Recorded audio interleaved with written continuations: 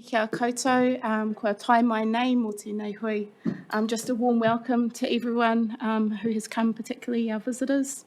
And obviously we're going through hearings today around our submission process around the future for our coastlines in Hawke's Bay.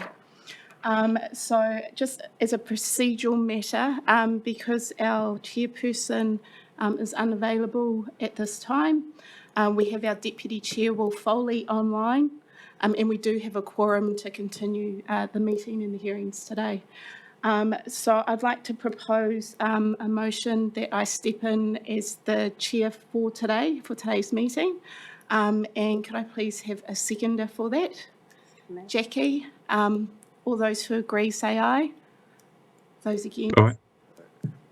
Aye. Thank you very much for that. And just a welcome to you, Will. Now we see you online.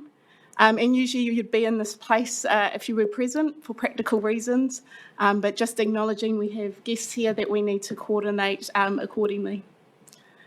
Kia ora. So I will ask Martin to open us up with a formal karakia. Kia ora, Martin. All right. Thank you, Chair. I think everyone knows the karakia for the opening of a meeting reasonably well. As Peria would say, I'll set the pace, you set the volume. Whakataka taho ki tūru. Whakataka taho ki tūru. Kina ki tara tara ki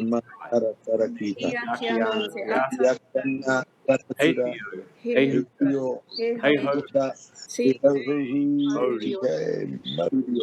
you very much, Councillor Williams. Just some housekeeping for this morning. This meeting has been live streamed on Council Facebook page and recorded for viewing later. In the event of an earthquake, drop cover and hold. And then we will exit the nearest exits and make our way up Dalton Street, up Napier Hill.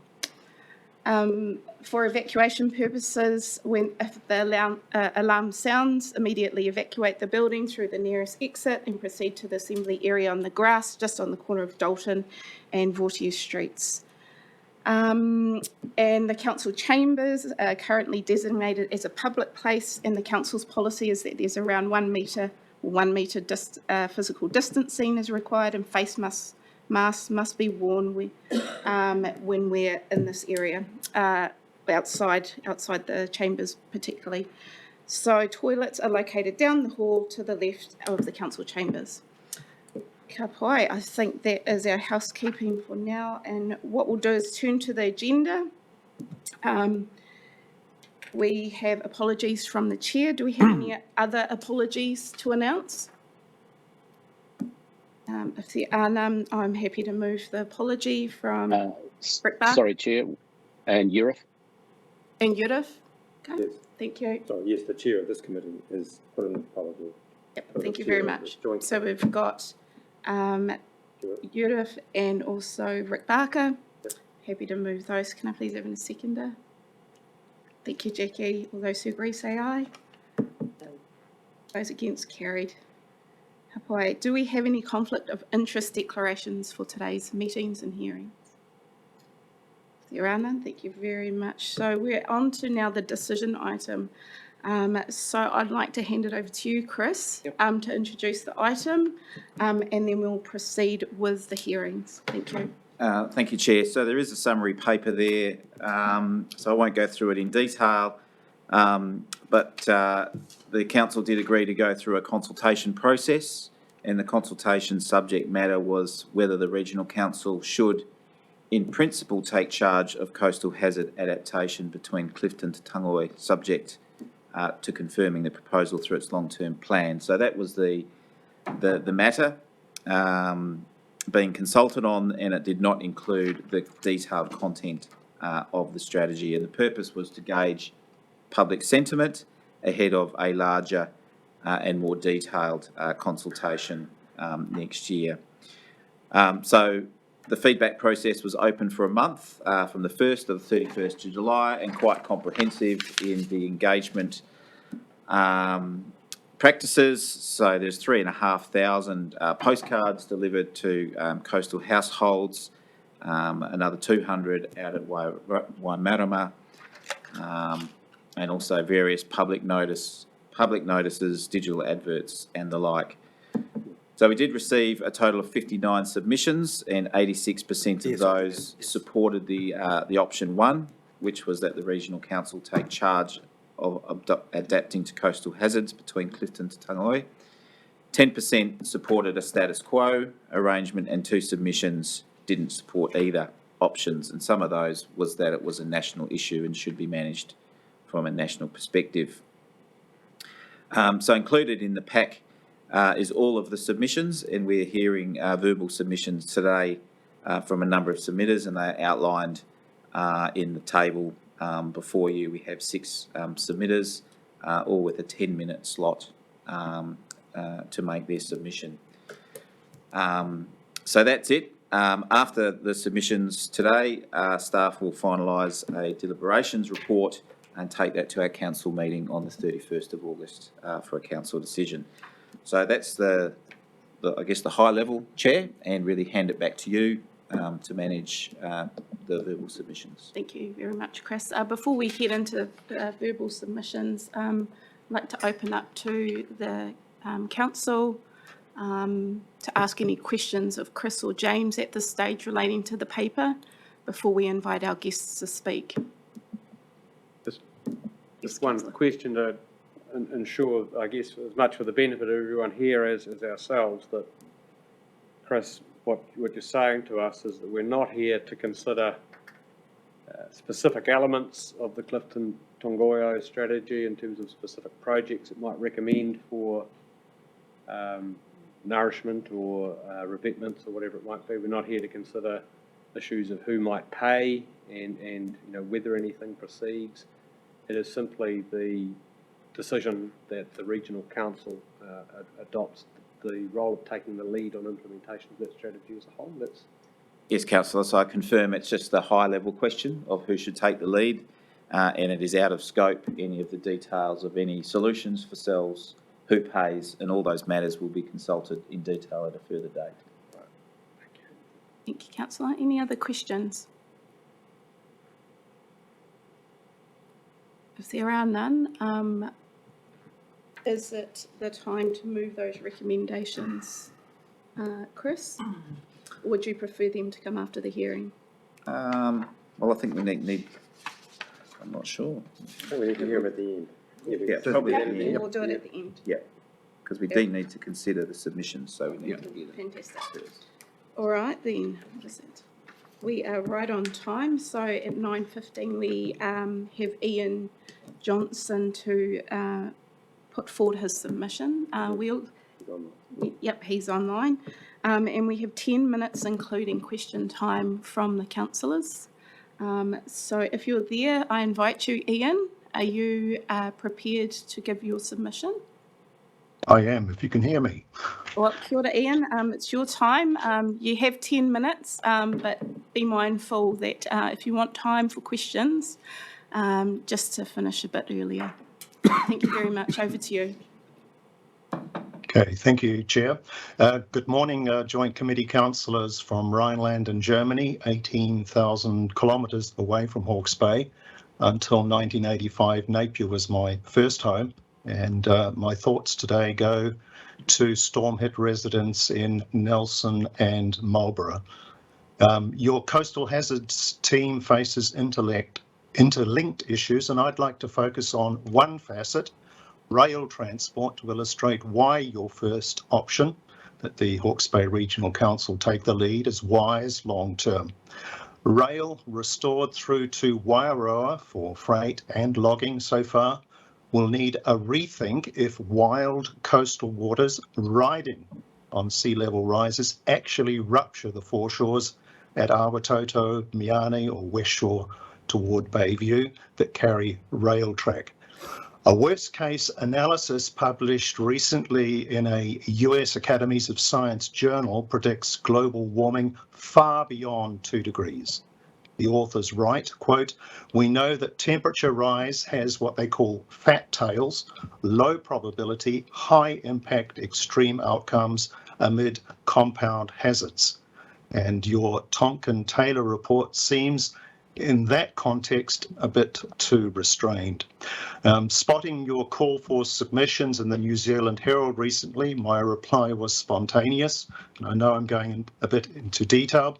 Prepare now to realign rail across the Heratonga Plains, elevate it safely further inland, tracking via Paraiti to Waiheke to Omahu Hastings, linking amenities such as the EIT in Taradale and the Hawke's Bay Hospital. Identify future rail easements, seek consents and consensus, assume retreat will become urgent by 2120. And meanwhile, also consider establishing a passenger tram circuit on the plains while existing tracks hold out. Turn adversity into fortune, add rail to local bus services. And I know that's the topic of another set of submissions in the coming weeks. And to do that, the Hawke's Bay Regional Council will also need to take the lead in strategic liaison with the Napier and Hastings councils, especially with Kiwi Rail, Waka Kotahi, Niwa, GNS and iwi, of course, and ensure that funding and resources are available long-term from 2024 onwards. Exactly how to realign rail on the plains, I'll leave that up to local engineers and urban planners, but one trend is self-evident. Rail is back, reflected in New Zealand planning, as climate change confronts us, bringing new rail vehicles, new propulsion units, electric, even hydrogen, less noise potentially, new signalling efficiencies in freight and passenger traffic, and simpler ticketing and zoning. Rail lies, quote, at the heart of enabling sustainable mobility, says the UIC, the Global Rail Association based in Paris. And amid this revival, German television viewers, many keen to travel to New Zealand, were recently shown a two-part documentary, Mit den Zug durch New Zealand, with the train through New Zealand. And the camera tracks trains across the South and North Islands, but not along the eastern coast of the North Island. There's no footage of Art Deco or scenic Hawke's Bay from carriage windows. We had it once, rail cars from Gisborne pausing in Napier and returning from Wellington, and then the Endeavour service. Why talk alarmingly about coastal rupture? Of waves and storm surges gouging existing track and other infrastructure at Miani, Awatoto, West Shore. Hopefully this won't happen under a managed retreat. But somewhat like the 31 quake or the Esk flood of 1938, disruptions will become more frequent and extreme if the journal's worst-case climate scenarios eventuate. Maraenui's deluge 2 years ago was perhaps also a warning of events attributed to climate change. Earth sciences was my topic at Waikato University in the 1970s, a long time ago admittedly. At lectures, our late professor, Terry Healy, specialist on inshore sediments and tsunamis, stressed how dynamically coastlines behave, as your studies too stress. From Lucy Road on Napier's Hill, Mataruaha in 1968, I witnessed Cyclone Gazelle, the Wahine storm as it was more commonly known. Hawke Bay, or what could be seen of it, was awash with surf, turbid, roaring loudly. A repeat of that storm, with average sea levels 40, 60, 80 centimetres higher, even 1.5 metres higher, could be disastrous for residents. Preparedness, also for alternative transport routes, is essential, not just when a civil defence drama unfolds, but to ensure that the rail link toward Wairoa and eventually Gisborne is not left vulnerable on foreshores around Napier. Here in Germany's hilly Eifel region, a year ago, working my last shifts at home before retiring, our local Ahr Valley was flooded badly. 134 lives were lost.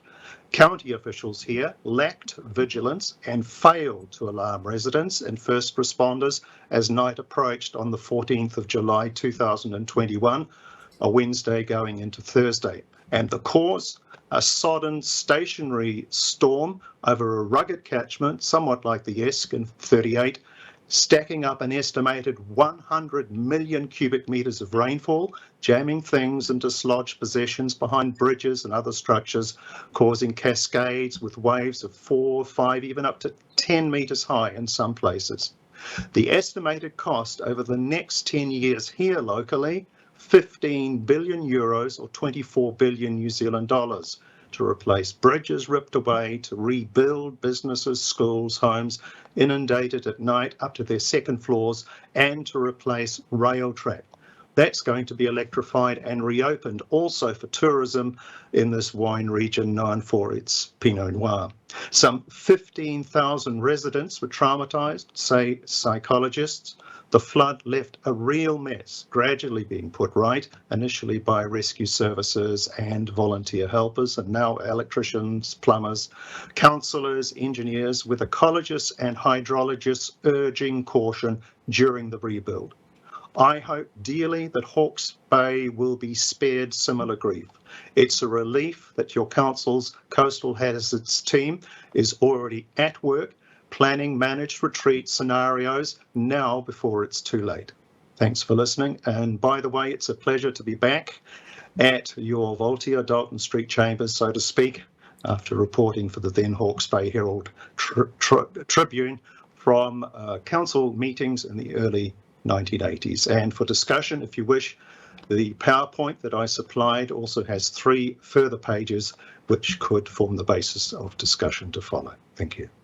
Tēnā koe, Ian. Thank you for your very well articulated submission and the connection you make between coastal hazards and a strong case for rail realignment.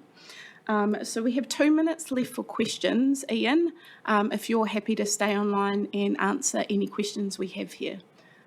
Yeah, sure. To Yeah. the table and councillors, do we have any questions for Ian? I've got one. Craig. Thank you, Craig. Thanks, Ian, and welcome home. Just very quickly, the submission there, a regional body looking after regional issues is the thrust, and then your advocacy for rail, great. But if it's a regional body, isn't a national body more suited for national type issues, such as things that you describe for national networks, such as rail and roads along the foreshore?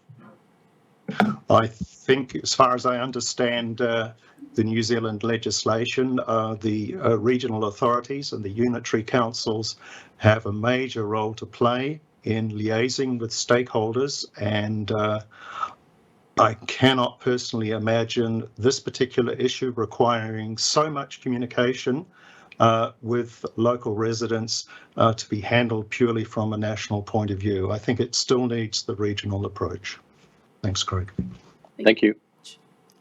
Martin Williams. Look, just a comment with a bit of a question. Ian, thank you for taking the time to put that together and for sharing your interest from your old stomping ground with us from afar.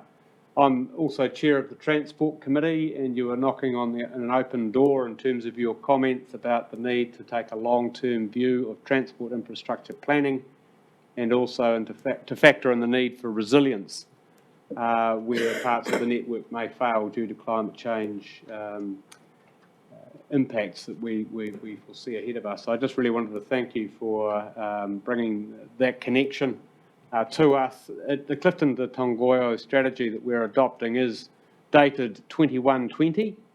It does run for 100 years and it takes a 100-year view. So I just wanted to thank you for perhaps encouraging us to draw a link between our broader spatial and strategic and infrastructure planning and the specific issues of managed retreat and coastal protection inherent to the strategy. So thank you for that.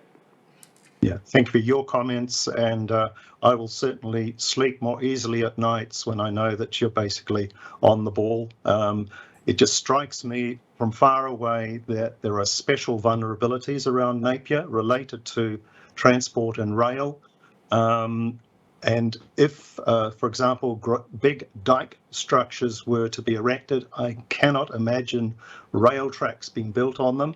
I think basically a retreat is probably what's needed for transport routes, and part of that approach has already been covered in the the routing of the motorway across the Hiratonga Plains. And I think you have a vulnerability there that needs to be worked out with the Port of Napier as well as a commercial operator.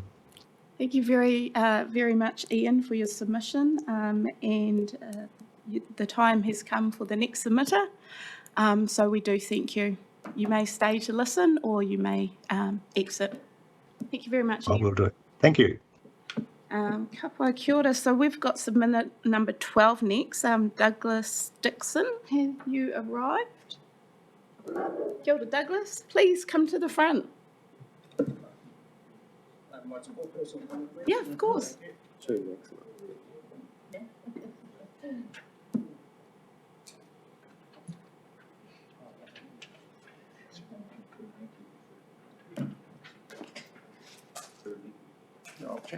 Thank you. Well, we welcome you, Douglas, from the North Shore Road Residents and Ratepayers Committee. Thank you. Tēnā kōrua. Thank you both for coming.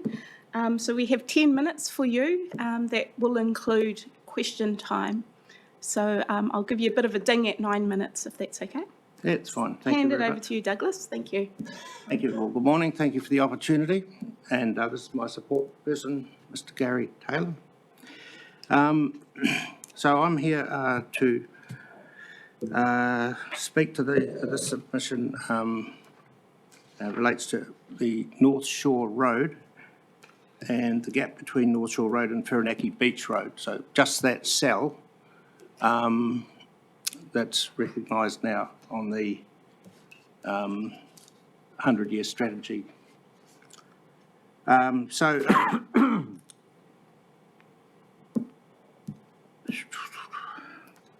So my submission addresses the concerns over the credibility of the recent Tonkin and Taylor coastal erosion assessment in its report, which was commissioned by Hawke's Bay Regional Council, and it's based on future predictions.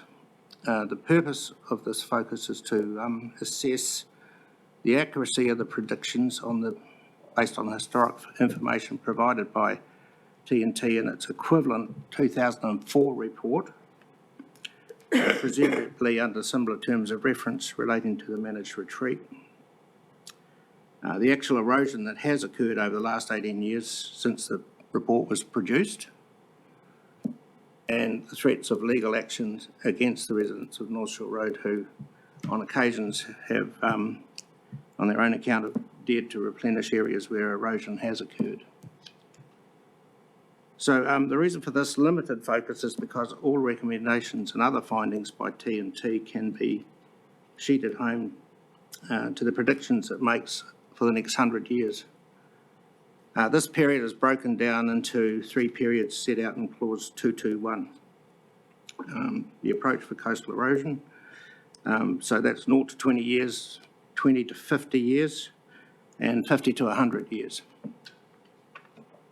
I should say at this time too that I've worked with the Joint Committee as a residents rep from Whirinaki on that 100-year strategy as a resident. Based on historical facts, the predictions set out in the 2004 report relating to North Shore Road have turned out to be totally inaccurate. Under its cover of the 11th of February 2004, letter, the Council logically, in reliance upon the TNT report, presented a draft of its proposed policies and outcomes document, which stated in Clause 244, monitoring indicates that the foreshore is eroding at a rate of 0.77 millimetres per year. 0.77 metres. Yeah, metres per year. Right. Thank you. Sorry, I'm very nervous. Don't be. Take your time. You're welcome here. Just you. talk to us as you would across the table to anyone meeting in your lounge. Thank you. Just clarify that it was metres, not Yeah. millimetres. Yeah, metres per year. If the indicators were correct, the North Shore erosion zone would have retreated by 13.5 metres since 2004. So that's 18 years at 0.77 metres. So the road would now almost be gone if that were true. In the last 18 years, there has been no coastal management procedure implemented by the council to alleviate erosion. Only the imposition of expensive building compliance requirements for new builds, and yet the limited erosion of North Shore Road, now measurable in certain areas. The predictions by TNT up to 2004 were woefully wrong by more or less 9 metres. More or less 9 metres, sorry. It's 2024. Yep. Sorry, the predictions by TNT up to 2024 were woefully wrong by more or less 9 metres. So close attention should now be paid to the caveat in the 2022 report at clause 221. As such, it is stressed that the assessments made in this report are theoretical.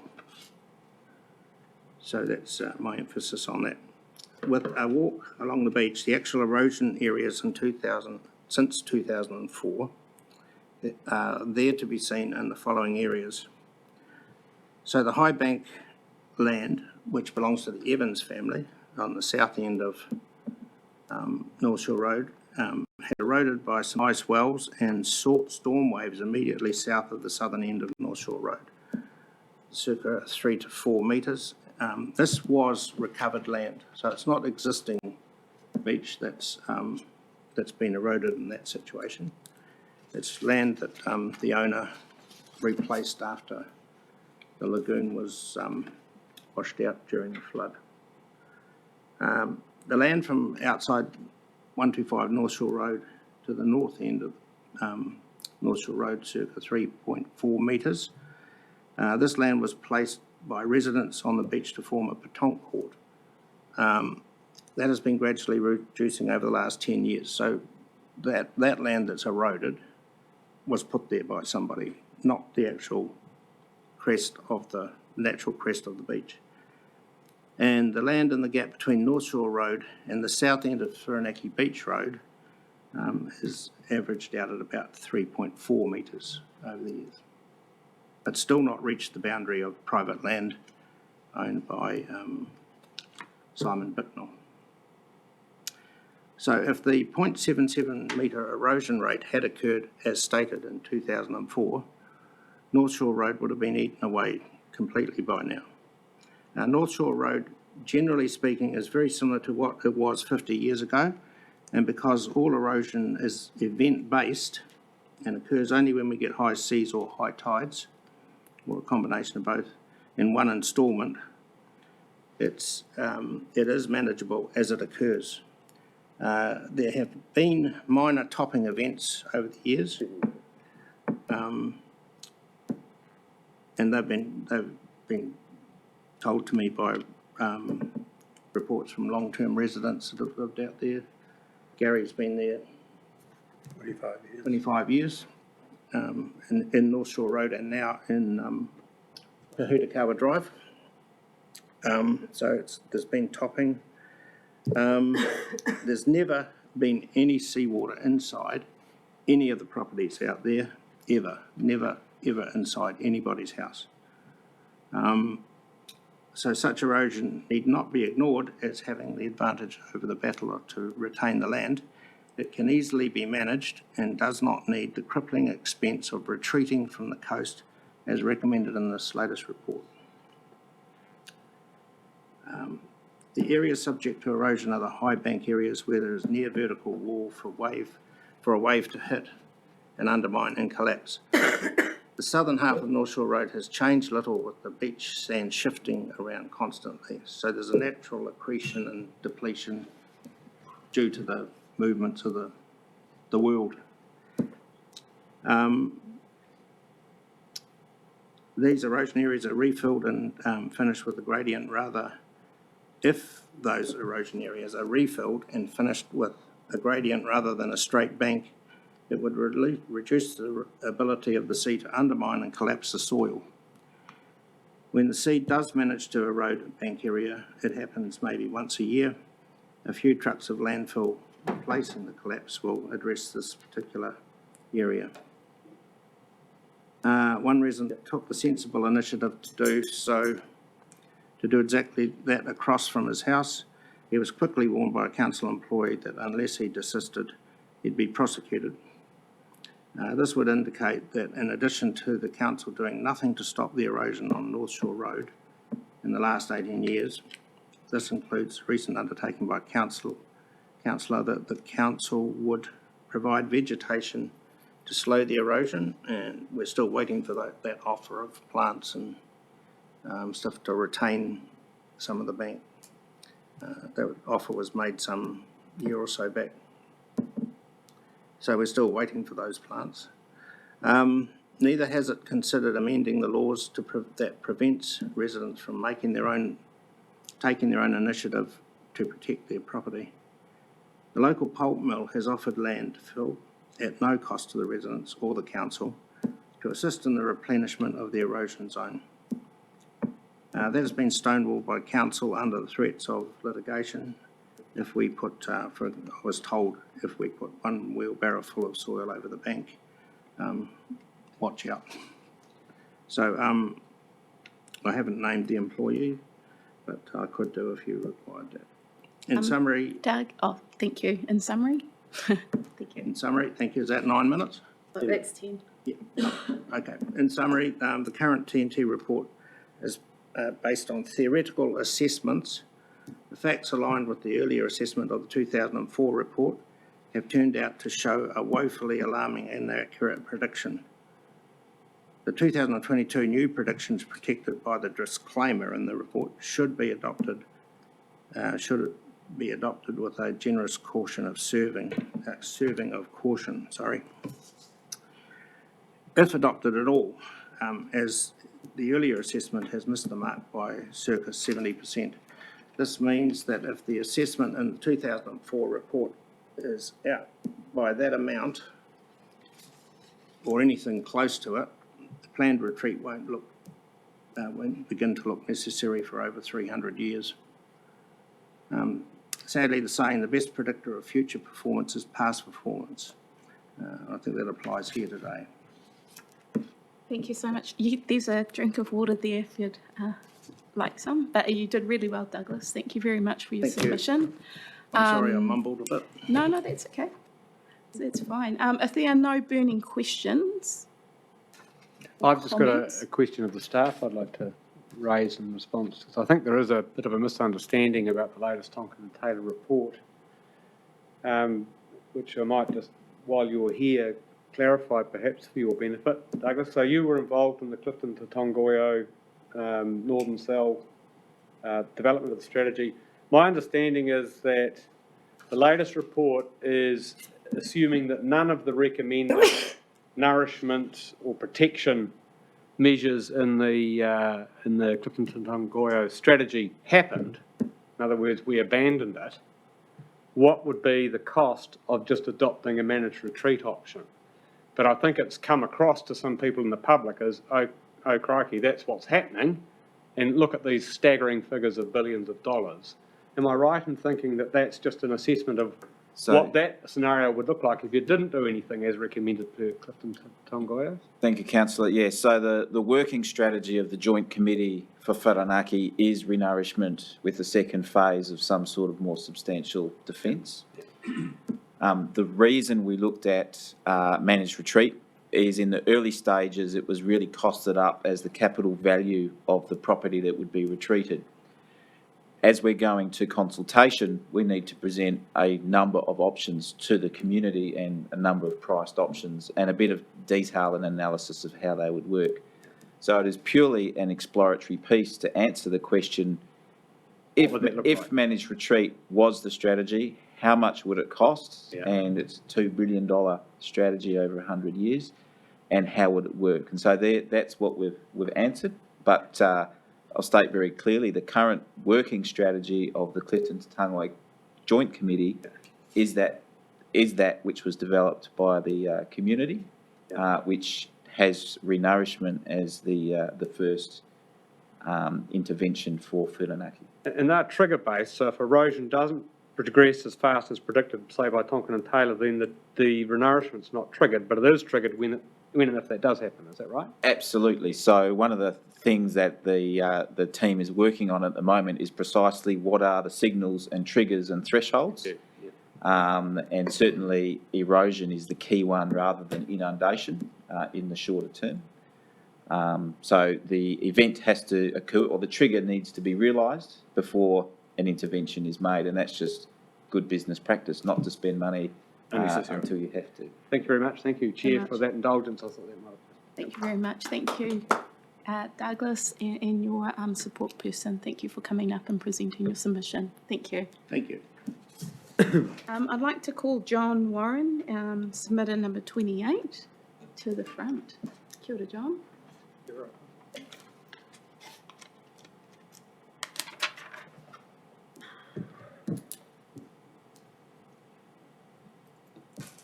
So thank you for the opportunity, Madam Chair. I'm supported here by Richard Peach. And Richard, among others, has suggested that I just put something on the table while I make my presentation. So if you don't mind, I will put this in front of you. So that is the Stockholm Sustainability Award, which was presented to me by the King of Sweden. All right, John, when you're ready. Thank you.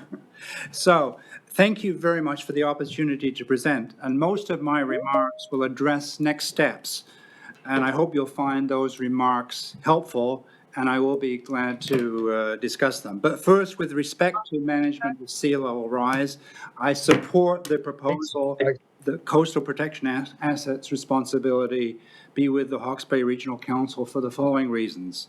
It will enable rational decisions to be made across Hawke's Bay and resources to be directed to where the needs are greatest. It will enable expertise to be centralized and enhanced rather than dispersed. And it will enable funding to be managed on a regional basis for the best overall interests of the region. But now for the future. First, I quote Mike Pretty, the non-executive chairman of Kraft Heinz at the Hawke's Bay Soil Symposium on the 1st of August. And he said, forget 1.5 degrees, think 3 to 4 degrees temperature rise. And he said, that is what we have to think of as a company. And I would suggest that the Hawke's Bay Regional Council think of that as an organization as well to protect us for the future. With 1 degree rise, we could be looking at a 1 meter rise in sea level by the end of the century. With a greater temperature rise, the sea level rise could be much greater. And current plans, as I understand them, I haven't gone into as much detail as some others in reviewing your material, are soft engineering, seawalls, and managed retreat. And I'm concerned that we're not looking sufficiently seriously at what the consequences of sea level rise are if the temperature rise is much higher than 1 degree Celsius. And just to give you some background, quite some years ago, I managed a major international conference on climate change with some very serious actors participating. We had reinsurance representatives, and they were already working on this. I'm talking 20 years ago. And they said very clearly, New York, London, Paris, Tokyo will become uninsurable for flooding in the foreseeable future. And obviously, this also includes Napier. And this uninsurability will occur before the sea level rise is totally disastrous. The staff of Napier Council have kindly pointed me to where the total rateable value of property is reported. It's approximately $30 billion. When you take on this responsibility, you as the regional council now become responsible for a $30 billion issue just for Napier and much more for Hawke's Bay. The financial, social, and environmental risk of sea level is very, very substantial. Now, just going back to your options, and I've had quite a bit of personal involvement with seawalls. Seawalls only provide short-term protection and can fail catastrophically in a single event. I heard the previous gentleman talking. I have seen a perfectly legitimate-looking seawall one day. Next day, it's not there. And I'm concerned about the alternative of retreat for the following reasons. It requires the abandon of massive amounts of capital. If it's $30 billion in Napier, it's going to be much more for Hawke's Bay as a whole. and retreat will inevitably consume productive farmland and other land with incalculable costs, both environmental and financial. For this reason, I recommend that the Regional Council take this issue, when you take on this responsibility, very, very seriously. I would suggest that the alternatives of sea protection, which is not included as one of your alternatives, and reclamation be examined, and the costs and benefits be compared with the option of retreat. To do this, in my opinion, you should find the best possible financial experts together with the best available protection experts on a worldwide basis. In my opinion, specifically, the option of constructing sea dikes, as in the Netherlands, should be examined. I'm not saying that's the answer, but I think it should be one of the options that you look at. And I would suggest that you get the best possible expertise from the Netherlands to look at that option. And I really do encourage you to take, to look at this option as well as the options that have been put forward. And I also think that public education should be given a high priority. I emphasize this is not a trivial issue. This is one of the most major issues, I think, facing Hawke's Bay. Obviously, what I'm suggesting involves potential expenditures that are literally staggering. But the consequences of not incurring those expenditures may be much greater and the environmental damage much higher. And you need to think long in advance of the situation occurring. If you react to it after it's occurred, it's far too late. The potential financial and social and environmental impacts I'm referring to are far higher, I think, than any of us have experienced in our lifetime. It's obviously really important that the average person starts to understand these risks. And I guess if sea levels don't rise and we've taken this action, I still think we will have done the right thing in protecting for the future. And finally, I just give you a recent quote from Debbie Narawa Packer, the co-leader of the Maori Party, in reference to the proposals for seabed mining. She said, "There's no planet B." So thank you for the opportunity, and if you have any questions, I'd be glad to try and answer them. Fantastic. Thank you, John. 7 minutes. So we've got around 3 minutes worth of question time. But I'd just like to say that I really enjoyed your submission. I thought there was some stark and revealing facts in there, and absolutely we take on board how serious this responsibility will be now and heading into the future. So thank you very much. And I will open it up for questions. No, anything from the board? No? Wow. You said it all, John. You've left us speechless. Richard's got a minute if he wants to add anything. Well, I think that if you look at the flood maps that have been published, with less catastrophic levels of sea rise than John is talking about, Napier loses, Hawke's Bay loses its airport, the downtown of Napier is inundated, and it doesn't really take a genius to figure out that the downtown area of Napier is in parts below sea level. You go down the Marine Parade and you spend a good deal of time looking down at the houses across the railroad tracks, and when you get into town, you realize that the sandbar is higher than the street level. And recent events in Northland and the West Coast show you just how quickly things turn to custard.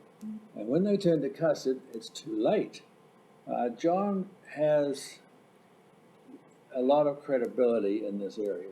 He's a very experienced engineer, and he's a very serious thinker about this particular topic.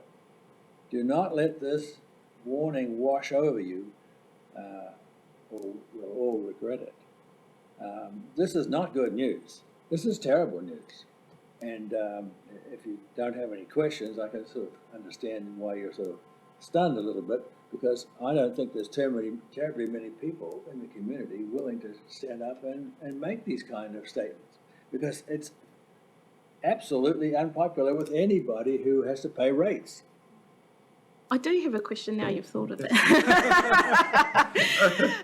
John, I'd like to ask, you mentioned about greater public education and awareness around coastal hazards, sea level rises. Have you come across a very practical and successful example of how that's done? I don't know. I have visited the Netherlands on study tours, and I think I would ask the people from the Netherlands how they did it. I mean, I refer to 1953 in the Netherlands when there was an absolute disastrous event, when the dikes were breached and there was a major loss of life in the Netherlands. And then there was a huge change in the protection level and the amount of money that was spent on protection, and now, as I understand it, they're going through a process of how do they deal with these potential sea level rises in terms of the protection. So obviously, the Netherlands is not a poor country, but it's not an incredibly wealthy country. But they have decided to allocate large portions of their resources to doing this. And I don't have that expertise, but I would go and ask them how they have dealt with it, because presumably the majority of the population does support putting their wealth into this protection measures.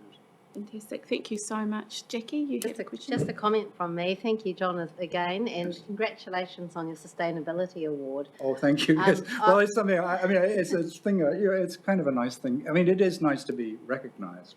Absolutely. And I think as well, you mentioned it's really about people taking on the seriousness of climate change. Oh, yes. And so I just wanted to say to continue to spread the word. Yes. And that is a very difficult thing, is to really convince others that this is real. And we just need to keep working harder and remain committed to that. And just wanted to reassure you that Regional Council does take this seriously and knows that that this is a climate emergency and we need to do something about it. So thank you again for coming in. And if you ever have more ideas on how to get the community, our country, our world on the same level as all of us in this room, then let us know. That'd be good. Thank you. Thank you so Kia much ora. for your Thank you very presentation. much. Kia ora. Thank you. I'd like to invite Keith Newman. Yeah, no mai hoki mai. Welcome back. Representing Walking on Water.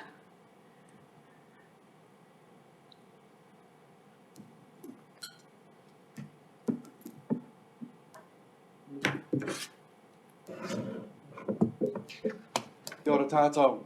Kia ora, Keith, ka pai. Kia tau te rangi Māori e.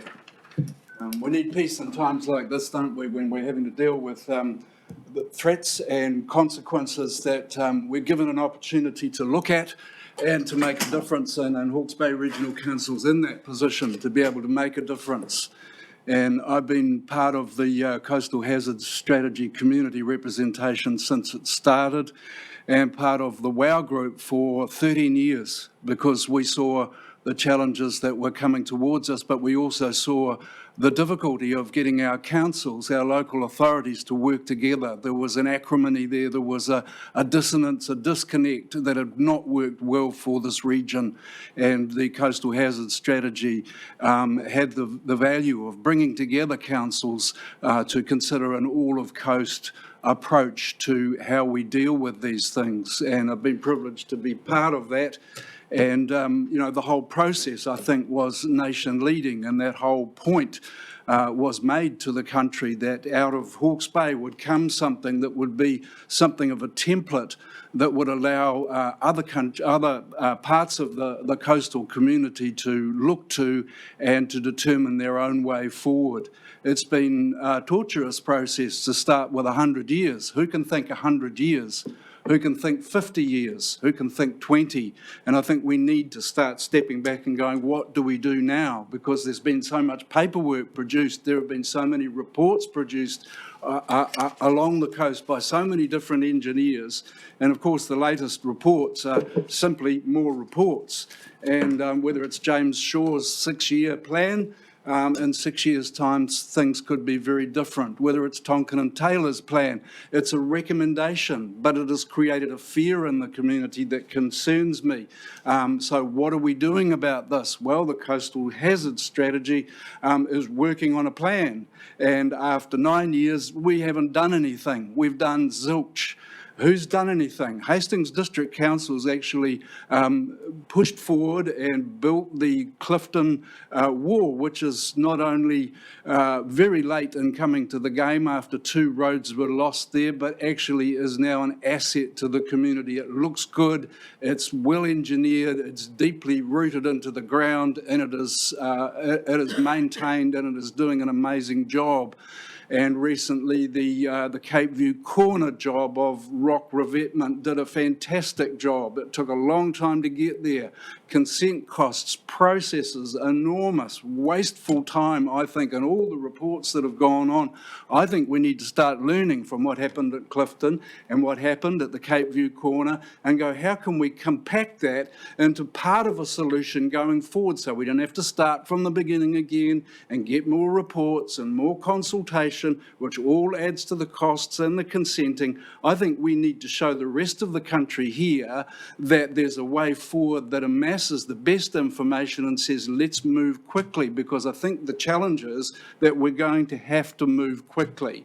So the challenge today, should Hawke's Bay Regional Council pick up the coastal hazard strategy and take over this from the joint councils that have been involved previously and move it forward? It concerns me that still by 2024, we will still be discussing and consulting on this and nothing may have happened. My major question is the Hawke's Bay Regional Council able to be the innovator, the organisation that rallies these resources, that makes these innovative decisions and pushes things forward and does things differently and is prepared to think differently, and to be the regulator? Are those two things compatible? Can the council actually hold the strategy as something that is a joint council's approach that involves the community? Because I fear that the community is being pushed to the side. The last community meeting was simply a box-ticking exercise. The community does not feel involved. So you have to communicate better, and you have to put forward the idea that there's something going on that is for the good of the region. Now, I was one of those people that stood up the last time that we did the strategy. We produced a report. We paid community members to be part of being part of that, and we took it to the councils, and I was proud to be part of that process. Since then, it's been messy.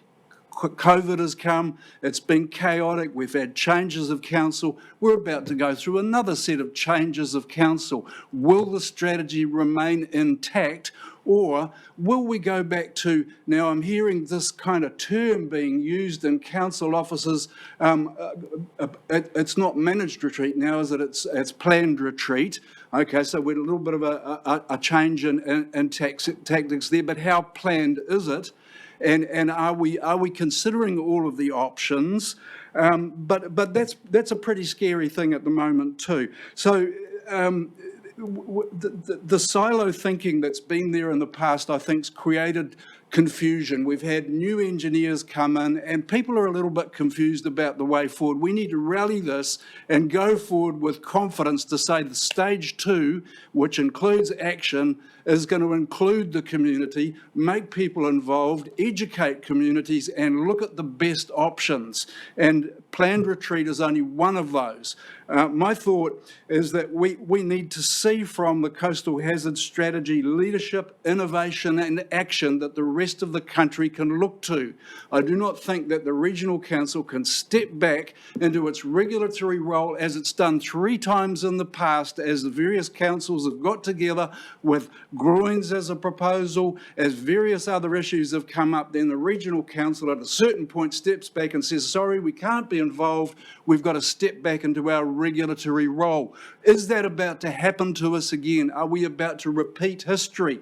Are we about to go back to the time when we say, planned retreat? Yes, another way to discuss that is to say, let nature take its course. That's what was going on 12 years ago. We cannot afford to go back to that kind of thinking. We have to be innovative, we have to rally the resources that are available, and we have to take the community with us on this journey. And that was the one thing that the community was told. Community representatives, you need to sell this to your community. At the moment, what we're being asked to sell, I wouldn't send a qualified salesperson out to sell because it's confusing.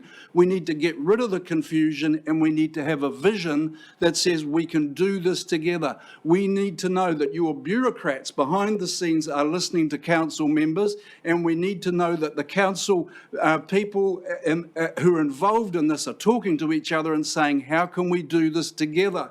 This has to be like the help desk principle that says, how can we help? Not, how can we make it difficult for you? If we're going to innovate and break through, we need to do this differently, and that needs to come from the regional council. Is the regional council up for this? Is the regional council the body to take the coastal hazard strategy forward, or have we wasted everybody's time? I think this is a critical issue, and I think Hastings District Council has done an awesome job in being able to get the coastal, the Cape View corner through. There's a job there that needs to be finished, and one of the things that we need to consider is public good. Is putting the cost on those who live close to the coast the way forward? That was why WOW became an entity, because the cost was put on the front, the people who lived at the front of the coast and those behind it. And we're about to do that again. That the user pays mentality doesn't work here.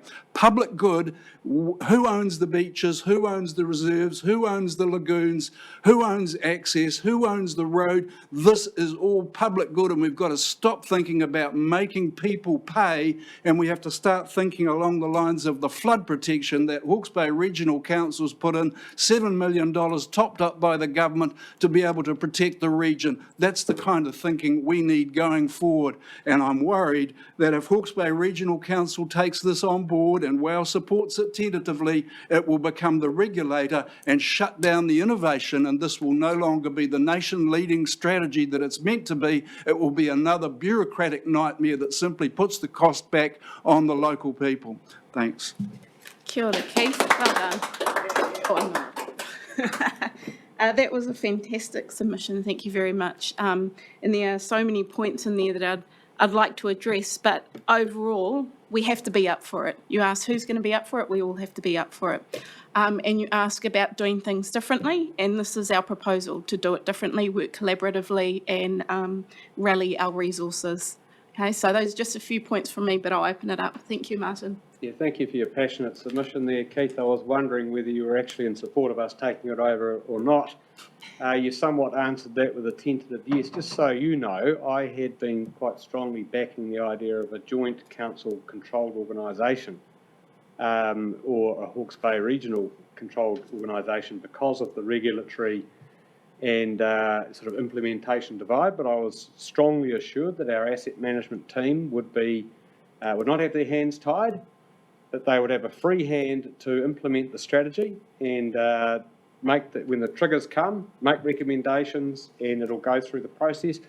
You've got to understand, though, Keith, that there is something called the RMA, there is something called the NZCPS, and that comes from Wellington, but the implementation side of it will, those decisions will be made through what the expectation that you have. Mm-hmm. So that is a concern to me. We'll see. The question I've got for you is that you speak with a lot of we this and community that and all the rest of it and sell this, but it's far from a united voice. Is someone in Priority, is someone in Havelock North really up for your equitable spread of costs to help people who have chosen, they would say, to live? How do you say we deal with that? And your question is probably beyond scope, to be honest, because that's the next stage. But how do you say we say to them it is equitable for you who have chosen to live in Havelock North or Priority to pay to protect property in Home One? a general rate. I mean, you need to target the people who will get the benefit to some degree, but if you go 10, 15, 20%, it's not equitable because you're talking about public access to public resources. So I think it's got to be a much more considered approach across, this has got to be a general rate for the purposes of climate change and coastal protection. I think people will understand that this is our coast, this is Hawke's Bay, this is Te Matawa Maui, this is our region, we need to protect it, this is an asset for all of us. And in terms of the Resource Management Act and the Coastal Hazards papers, all of that's in churn. So that is the perfect opportunity for a regional council to be able to say, here's the way forward, here's our ideas, to have an input in that, because none of this is nailed down anymore. Here's our opportunity to innovate and to do it differently and not hide behind current legislation that's in the process of being reworked between mana whenua, between Hawke's Bay Regional Council, between our various communities. We need to protect our coastal assets that's why this is the jewel of the crown. Hawke's Bay, the Cape Coast kidnappers, that's an asset that is worth far more than putting the cost on individuals and rating them off their properties, which was proposed 13 years ago. And that's why WOW came about. There was a despicable approach. The cost was going to be laid on the frontline people or managed retreat. And we still haven't figured out what managed retreat looks like. Nobody has. So we need to do that in a much more planned and careful way, because that's a $2 billion cost or a $300 million cost over the next 10 to 20 years. That's where we need to be looking, the next 5, 10, 15 years, and allow people to develop and protect their properties. That's what we've got to do. It's got to be practical now, common sense, get on with it. We've had enough paperwork and discussions and meetings. It's time to act, and either the regional council is the restrainer that prevents people from acting, putting costs up and hiding behind legislation, or it says, let's do it and see what it looks like, particularly use the Cape Coast. Let's finish the job there and say to the rest of the country, this is how we do it. Ka pai. Thank you, Keith. Kia ora. Thank you, Keith. Ka pai, invite Larry Delamore. Is Larry not here? No. Okay, we'll move on to Anton. Do we have Anton? Yep, he's on the screen. Oh, he's on the screen. Kia ora, Anton. Welcome. Hi. Kia ora, Anton. Well, we have 10 minutes for you, including question time, so I'll give you a ding at 9 minutes. Ka pai? Okay. Thank you. Yep. Quite ironic. I was a baby in Holland at the age of 1. I think that was 1951 when the dikes burst. So I'm quite prepared to put my finger in the local dikes as at the age of 72. Am I being heard? Yes, we can hear you. It is a bit muffled though. If you could speak a little bit loudly. Yep, more loud. Clearly. Okay. I was just saying it's quite ironic. I was a baby in Holland in 1951 when the dikes burst. I'm quite prepared to put my finger in the dike now.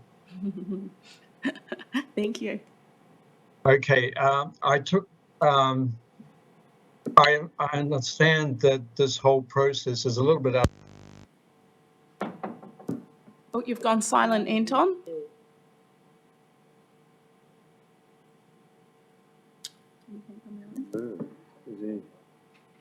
We can't hear you. There we go. That's it. There we go. It's showing it as my. I was encouraged by the fact that you took my submission. I understand this whole quite a lot of discussion here today could be taken as out of scope, and I was encouraged by the fact that you still took it as being in useful context. So it's difficult for interested parties to stay engaged in the consultation process without engaging expensive expert advice. I'd like to point out the council has no such restrictions, so that means that every opportunity that we get to talk to.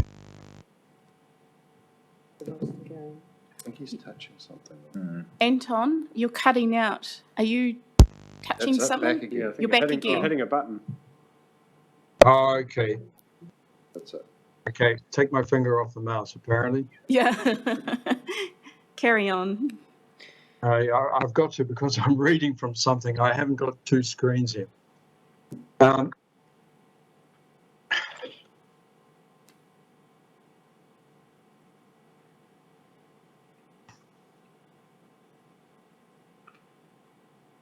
So I'd like to point out that making time for more informal discussions can lend different perspectives and encourages useful comment that will not be used in legal processes.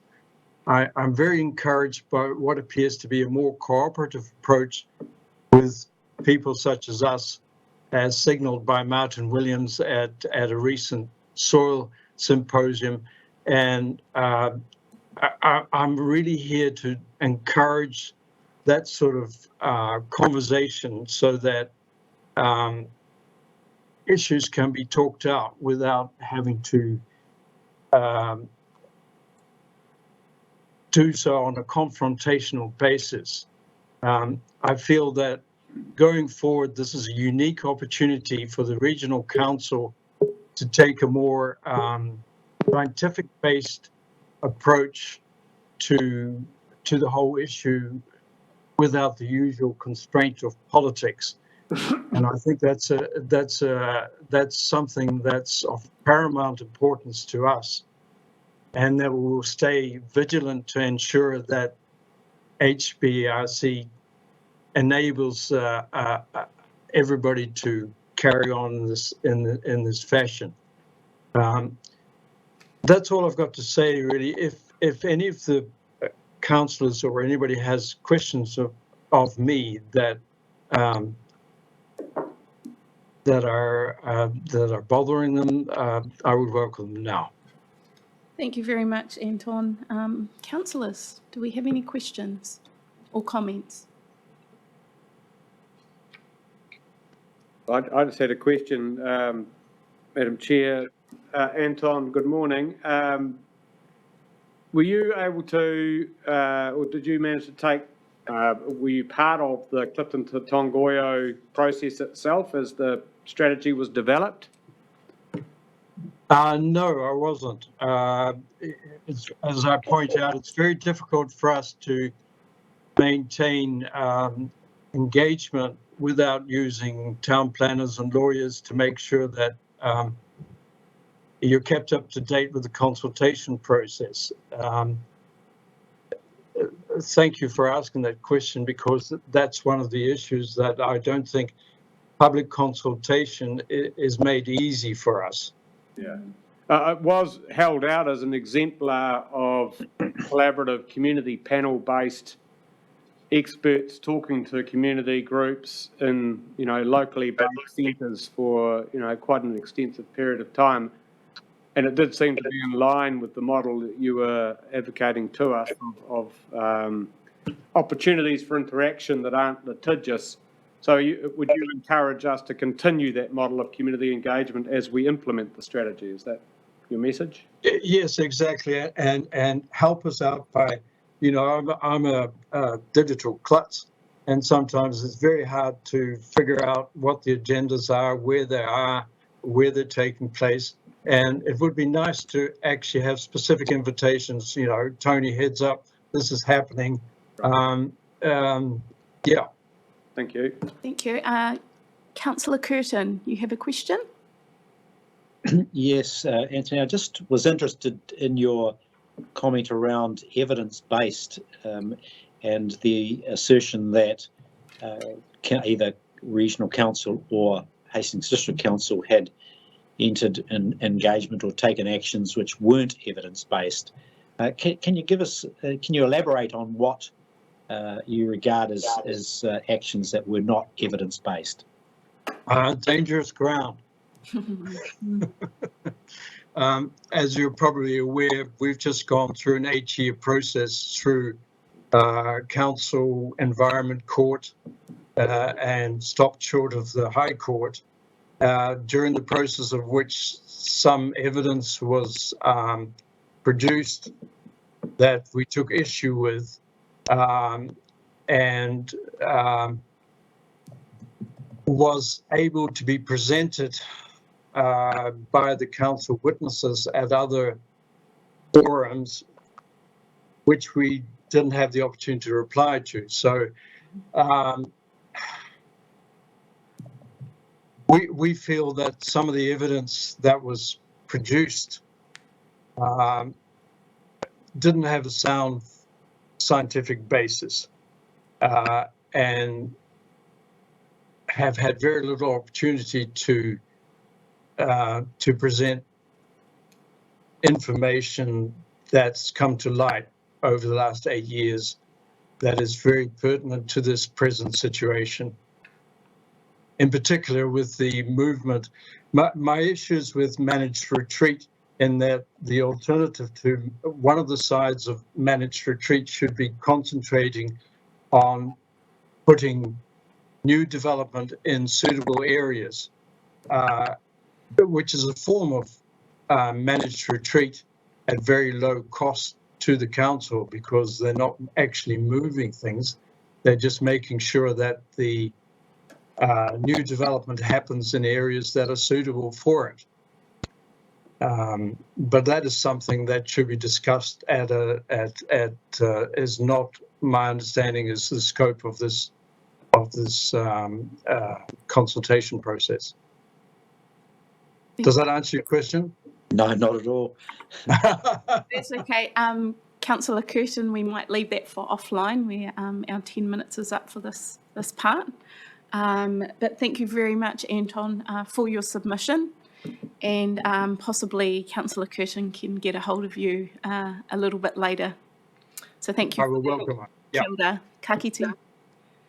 I'd like to invite now Tom Kay from Forest&Berg. Kia ora, Tom. Kia ora. Can you hear me all right? Ka whai. So you have 10 minutes to present your submission, and that includes question time if you wish at the end. Ngā mihi, we'll hand it over to you. Kia ora, ko Tom tōku ingoa. I work for Forest&Berg. I probably know a few of you in the room, although it's hard to see faces from this distance, but that's all right. Firstly, I'm glad our submission got to you. I think it did. It was handed in physically and somehow didn't quite make its way to the right team. So I don't know if it was in the initial report, but hopefully you've got a copy of it. It is very short, so I can summarise it anyway. And I understand that the officers are making sure it's summarised in the notes of this consultation. Yeah, we received it. Thank you. Great. So I trust you all know who Forest&Berg are. We're New Zealand's biggest conservation organisation. We have 3 branches in the Hawke's Bay, Central Hawke's Bay, Hastings and the Napier branch, or Hastings, Havelock and then Napier. Very active in doing things around the coast, including around the Ahuriri Estuary and Waitangi Estuary, as well as some reserves further inland. Our position on this consultation is basically that we support the council's option to take over the management of coastal hazard strategy and coastal hazard management and that infrastructure. I want to highlight a few key points, and this might be a bit sort of all over the place, but I think it's just worth getting out there because I appreciate the scope of this is quite narrow, but I think the reasons that we support you taking over this control are quite important. So Hawke's Bay Regional Council, as you've noted, has control of flood protection assets for rivers, streams, things like that. There's a huge opportunity, I think, for the Regional Council to integrate that work on flood protection with the goals that have come through in national planning documents around this kind of thing. So the emissions reduction plan has a focus on nature-based solutions and using nature-based solutions to help address the impacts of climate change as well as mitigate or slow down climate change. So things like making more room for rivers to flood safely without flooding communities, coastal managed retreat, planned retreat, whatever we want to call it, restoring wetlands to hold water, all that kind of stuff. And Hawke's Bay Regional Council, as the implementer of a lot of policy on these things, so the National Policy Statement for Freshwater Management, the New Zealand Coastal Policy Statement, it's well placed, I think, to manage things like coastal retreat and any infrastructure in the coastal environment to ensure that you kind of stay aligned with that wider strategy of addressing climate change and doing things like prioritising nature-based solutions. That also goes for the Climate Commission's advice and the National Adaptation Plan, which we've just had from central government. And then hopefully that stuff starts to come down and filter through into regional planning documents, particularly those things around using nature-based solutions. I just do want to focus very briefly on nature-based solutions. We think nature-based solutions are key in addressing the impacts of climate change. We've seen huge investment in engineered solutions through time, things like stop banks, seawalls. The evidence is, or has for a long time shown, but is increasingly shown that these things are a lot more expensive in the long term than doing things like retreating or providing more room for a river or whatever, because you're constantly fixing infrastructure or putting things back when actually giving the environment more space is a much longer term solution. And that speaks to that integration, I think, that the Regional Council can or has an opportunity to manage extremely well. I really feel for you. I think you are in a really hard position because you're going to have some members of the community telling you that, I heard someone saying before that we need to allow people to develop and protect their properties. I think that puts you in a really hard position because people want you effectively to build bigger walls and protect them.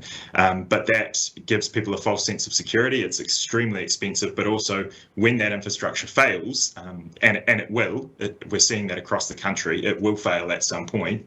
It's just a matter of how big the storm is. That will impact those people that you have protected the most, and it could just be their properties that are damaged, as we're seeing in Nelson, but it could be loss of life, and that will unfortunately come back on the Regional Council as well. So you get it hard, and I think you're in a hard position where you're trying to do that sort of paternal best thing for the community when they're potentially wanting something else. I think one thing that you need to focus on, and I appreciate this is a little bit out of scope, but again, it's the reasoning that's important, is not only people are going to need space to retreat in our communities, but also our ecosystems are going to need to move. So things like the Ahuriri estuary, we've looked at the Ahuriri estuary salt marshes coming further inland as tides come up and things like that, sea level rises. They need space to move, and they have space to move there, but in other places they don't. And you speak in this document about threatened plants and things like that. Those ecosystems are going to need space to move, and putting up big walls and stuff is a barrier to that. Whereas, the Regional Council again can integrate those responsibilities you have for the environment and for looking after people if you're dealing with coastal risk management. Then you can be really conscious of how you're managing your environment for ecosystems as well as for people. And finally, I think someone spoke before about some of the problem areas that have been developed, or the stuff that hasn't been maybe science-based, and I'm not sure what that was specifically, but I thought it's just worth noting that we really do need a more integrated response to this. We've got problems where, I was just looking on, I'm from Hawke's Bay, sorry, I think most of you know that, but I'm in Wellington now, but I grew up in the Bay, and we've seen a lot of development in places that probably shouldn't have been developed. I was just looking on Google Maps at the development out by, I think it's Maraenui Golf Course, out sort of in the coast there in this very low-lying area, and that's effectively just going to become a pool, and those people, who should pay for that, and should they retreat, should they not? It's brand new housing.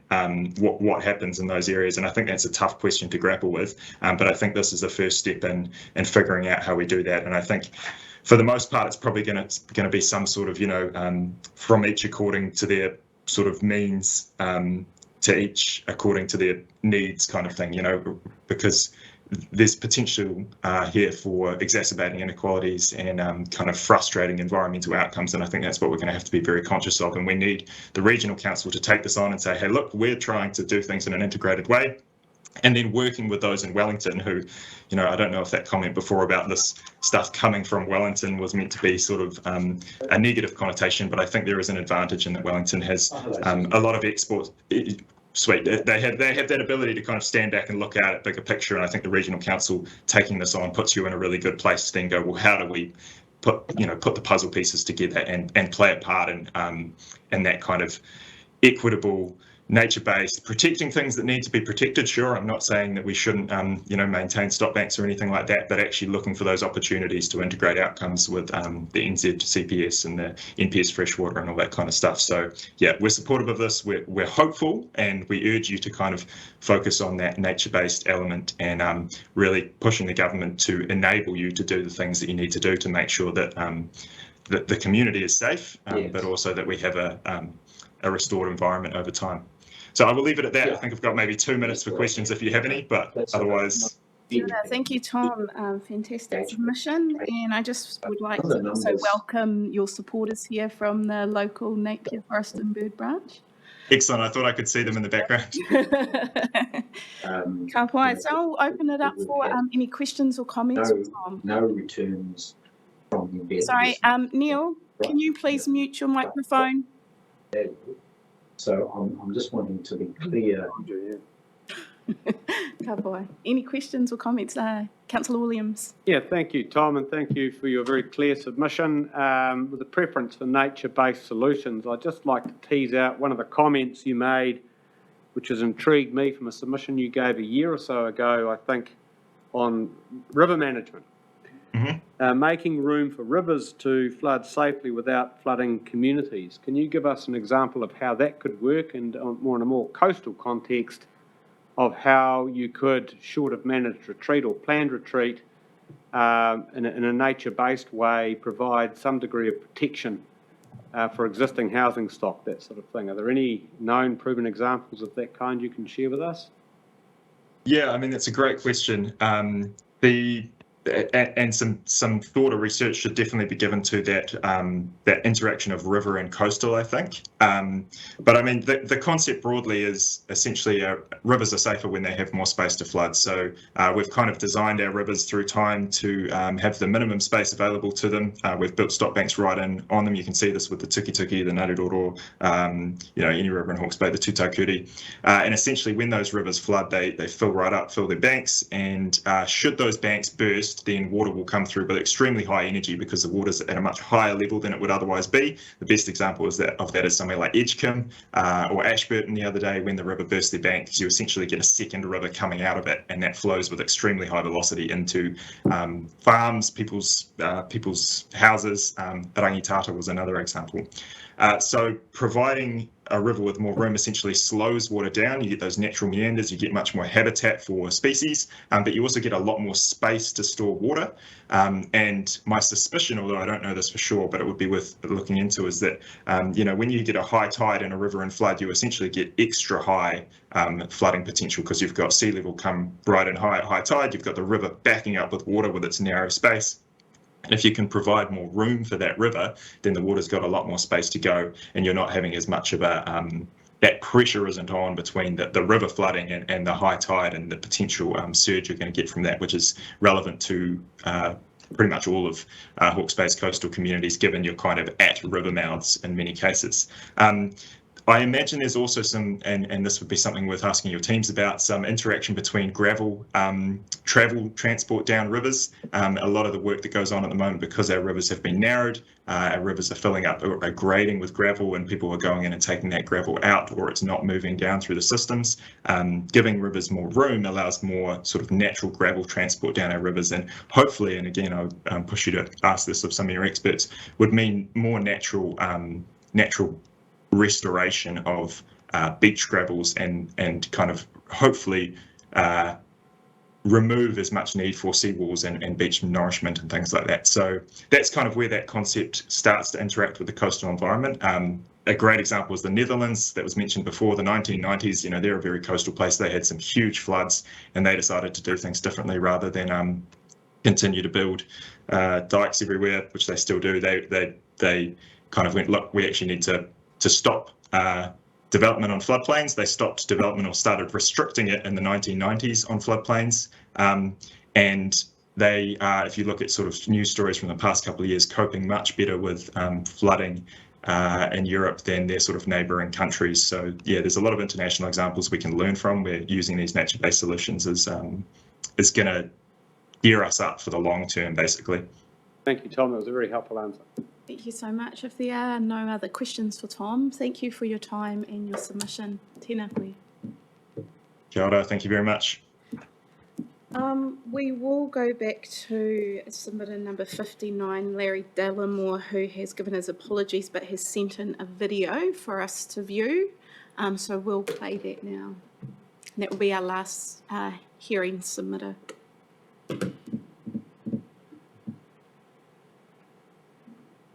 It's our first shareholders meeting since we listed on the stock exchange. So on behalf of the board, I'm delighted to welcome you all here.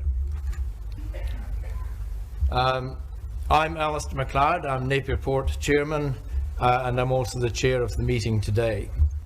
I'd like to introduce our board of directors. We've got Stephen Moyer, Wave, Diana Pukatapu, No, this is not. Vincent Tremaine, I think John Harvey, from Larry, not from someone else. Rick Barker, Blair O'Keefe. No, nothing was Chief coming up Executive on the online screen either, Chair. Yeah, that's okay. I think we might hold that and have a discussion with Larry about his presentation, not someone else's. So given that, we will end the submission hearings for now, and we will move back to the decision item.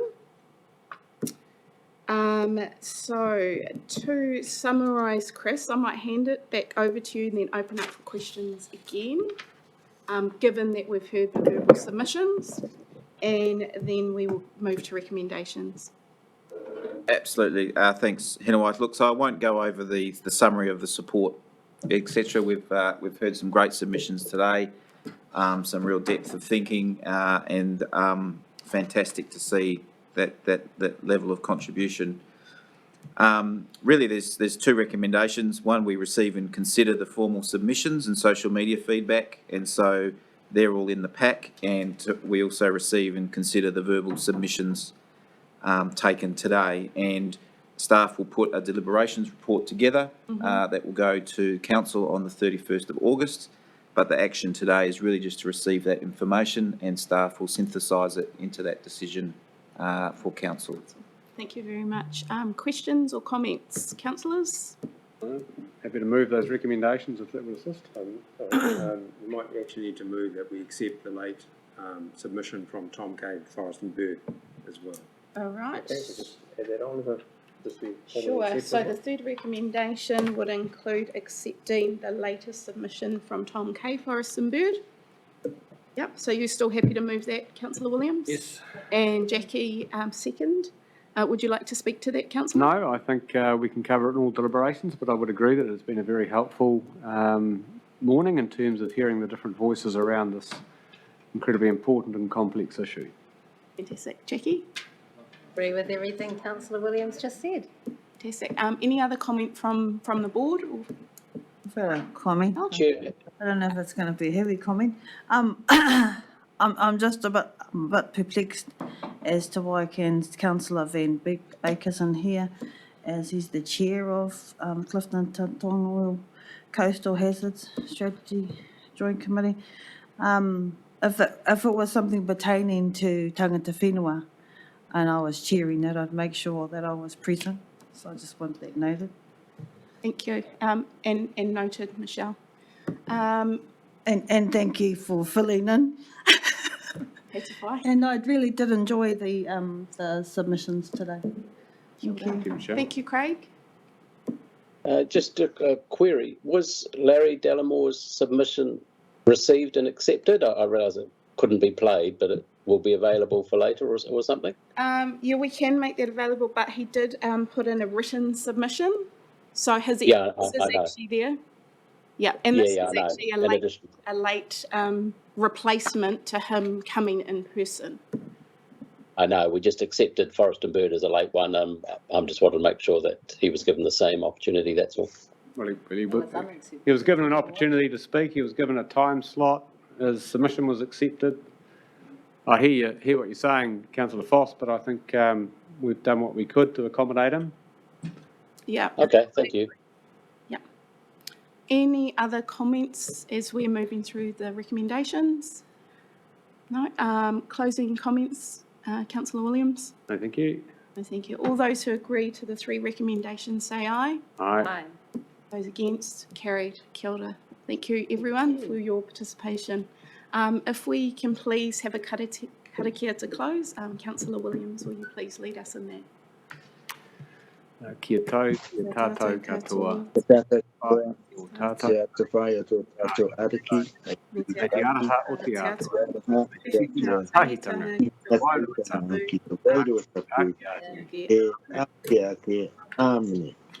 Kia ora, everyone. Thank you.